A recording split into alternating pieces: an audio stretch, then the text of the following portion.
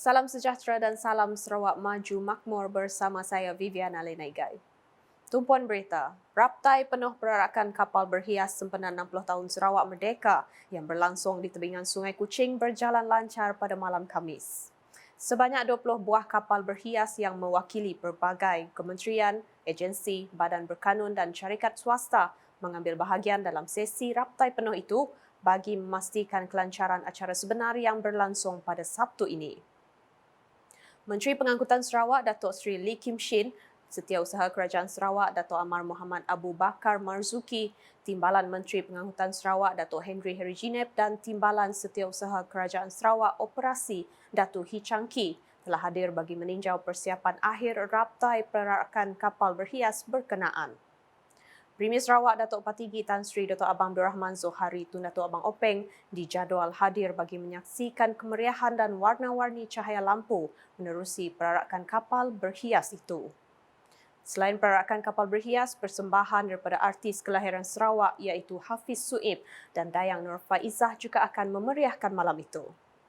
Tidak ketinggalan persembahan daripada jet ski dan perarakan perahu tambang juga akan menampilkan kemeriahan kepada para pengunjung. Kali terakhir perarakan kapal berhias diadakan 10 tahun lepas bersempena dengan sambutan gemilang 50 tahun Sarawak Merdeka dalam Malaysia. Jawatan Kuasa Penganjur Perarakan Kapal Berhias 2023 menyasarkan sekitar kira-kira 5,000 sehingga 10,000 orang pengunjung hadir memeriahkan acara tersebut.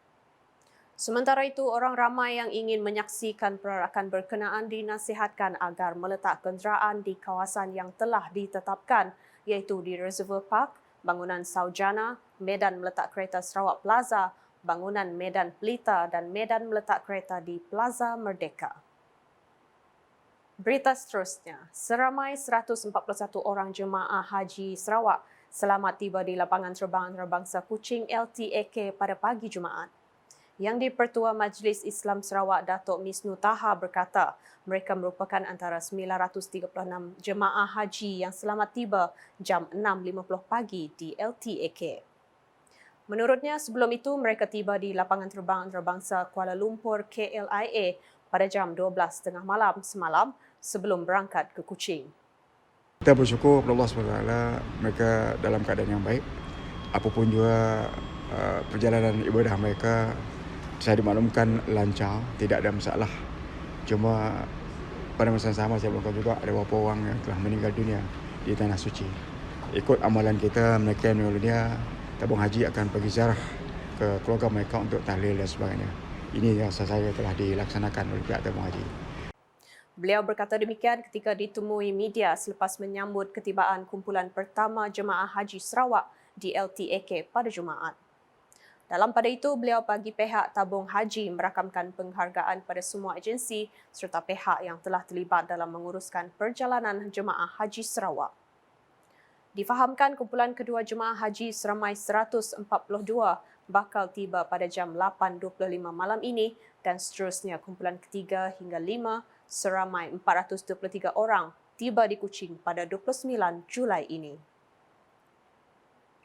Laporan berikutnya. Komuniti Lubuk Antu diseru mengambil peluang untuk meningkatkan ekonomi setempat melalui industri pelancongan. Ahli Parlimen Lubuk Antu Roy Angau Ngingkoi memberitahu empangan hidro batang air berpotensi menjadi lokasi pelancongan bagi menarik pelancong dari dalam dan luar negeri. Menurut beliau, industri pelancongan boleh berkembang selepas ibu kota Indonesia berpindah ke Kalimantan Barat yang berdekatan dengan Kompleks Imigresen, Kastam, Kuarantin dan Keselamatan ICQS Lubuk Antu. Beliau menambah infrastruktur juga akan dinaik taraf bagi keselesaan komuniti setempat dan kemudahan akses untuk masa akan datang. Selain itu, katanya Suruhanjaya Komunikasi dan Multimedia Malaysia SKMM Sarawak akan mendirikan 37 menara telekomunikasi yang dijangka siap dan beroperasi sebelum akhir tahun ini bagi menyelesaikan masalah capaian internet yang lemah di daerah Lubuk Antu.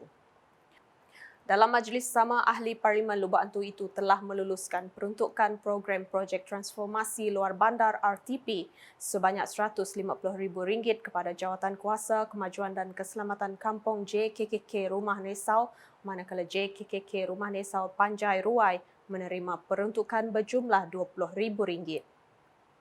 Sementara itu, beliau telah meluluskan peruntukan projek kecil luar bandar MRP kepada sebanyak 16 JKKK dan ahli jawatan kuasa AJK di kawasan Dua Antu berjumlah RM103,000.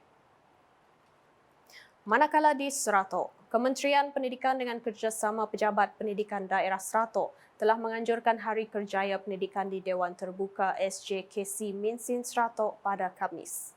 Ahli Dewan Undangan Negeri Adun Krian Friday Beliak berkata, program itu diadakan setiap tahun untuk berkongsi maklumat terkini berkaitan hala tuju serta tawaran pendidikan untuk pelajar.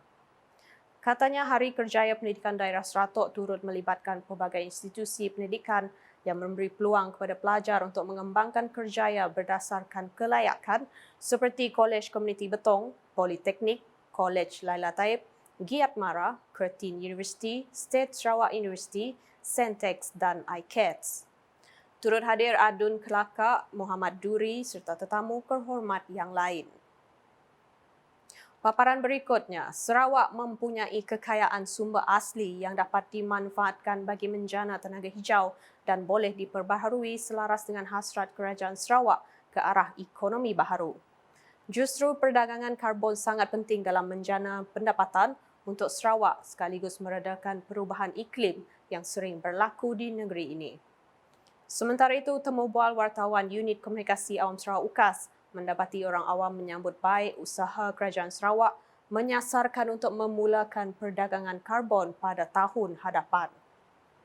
Pada pendapat saya, usaha kerajaan untuk memulakan perdagangan karbon sememangnya signifikan dalam mencapai matlamat PCDS 2030 untuk menjadikan Sarawak sebuah negeri maju dan inilah salah satu cara untuk menjana pendapatannya.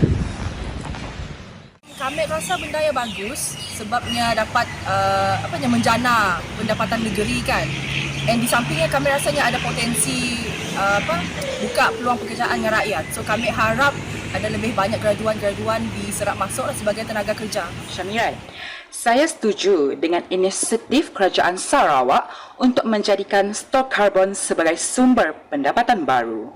Selain daripada menjana pendapatan kerajaan, ia juga boleh meningkatkan sosioekonomi penduduk dengan membuka peluang pekerjaan baru. Ia juga langkah yang bijak untuk menggunakan sumber yang sedia ada seperti kekayaan sungai untuk menangkap karbon dan melestarikan alam sekitar. Sekian edisi Tengah Hari bersama saya Viviana Lena. Berita lebih lanjut boleh didapati di semua platform media sosial UKAS termasuk portal ukas.sarawak.gov.my dan UKAS Channel di YouTube. Sebelum mengakhiri buletin UKAS, saksikan suasana raptai penuh perarakan kapal berhias sempena 60 tahun Sarawak Merdeka yang diadakan di tebingan Sungai Kuching pada malam Khamis. #menyebar fakta. Salam UKAS.